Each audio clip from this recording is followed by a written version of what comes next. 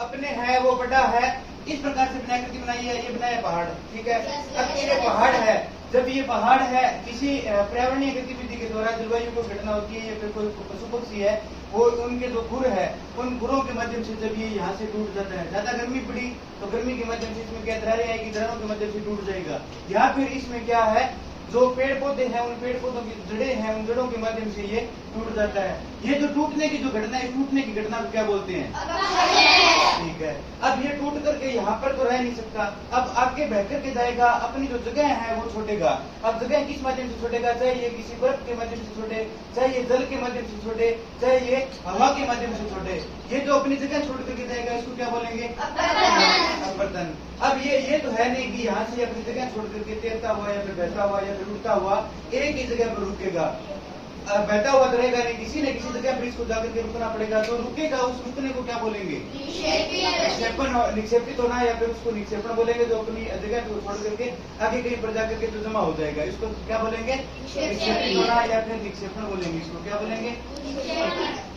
निक्षेपण भी बोल सकते हैं, ठीक है। अब देखो अपने बड़ा है जो नदी है, इस नदी के बारे में देखा था, जो नदी है वो नदी इस प्रकार से क्या इटलाती हुई बहती हुई क्या है, अपने जो पहाड़ है उस पहाड़ से उसका उद्गम होता है और बहती हुई हो जाती है। जो इस प्रकार से मोड़दार जो नदी होती है वो हो जाती है, इसके जो मोड़ होते हैं उसको क्या बोलते हैं, विसर्प बोलते हैं। अब जो नदी है इस प्रकार का जो विसर्प है वो विसर्प क्या है, वो अपनी जगह को छोड़ करके इस प्रकार से वो क्या कट गया। अब इस प्रकार से ये कट गया, अपनी जगह को छोड़ करके नदी अपना मार्ग परिवर्तित कर लेती है। यहाँ पे क्या है जो तल छटा है उसका जमाव हो गया। अब ये जो जगह है ये जो अलग प्रकार से जो यहाँ पे जो जल है वो एकत्रित हुआ रह गया, तो इसको क्या बोलेंगे,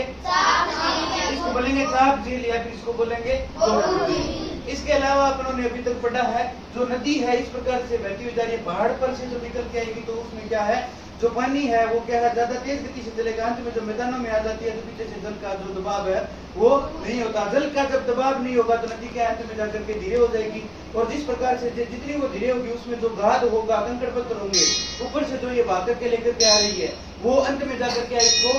रुक जाएंगे। वो अब रास्ते रुकते जाएंगे नदी के, और नदी क्या है जो समुद्र में जब गिर रही है तो उस समय अलग अलग शाखाओं में बंट जाती है। अब वो शाखाओं में बंट गई तो उसकी अलग अलग जो शाखाएं है ना इस प्रकार से ये जा रही है, तो इनको अपने क्या बोलेंगे, वितरिका, इनको अपने बोलेंगे वितरिका। नदी की जो अलग अलग जो शाखाएं हैं अंत में नदी धीरे होकर के अलग अलग शाखाओं में बंट जाती है तो इसको बोलेंगे वितरिका। अब ये वितरिकाएं हैं, ये वितरिकाएं हैं, नदी है अपने साथ में कंकड़ पत्थर जो गाद वगैरह है वो लेकर के आ रही है, वो लाकर के अंत में नदी है वो उस क्षेत्र में क्या है छोड़ देगी, वहां पे छोड़ेगी तो वहां पे क्या है दलदली क्षेत्र बन जाएगा। जो दलदली क्षेत्र जो एक प्रकार से इस प्रकार से वितरिकाएं हैं वो पक्षी के पंजे के समान बन जाएगी, उसको अपने क्या बोलेंगे, पक्षी के पंजे के समान या पक्षी के पंजे के समान या फिर पंखों के समान जो आकृति होगी उसको बोलेंगे डेल्टा। ये डेल्टा क्या होगा, दलदली क्षेत्र होगा। भारत का सबसे जो बड़ा डेल्टा है वो मैंने आपको बताया था, कौन सा है, सुंदरबन डेल्टा, ठीक है भाई। चलिए आपको लिख के लाने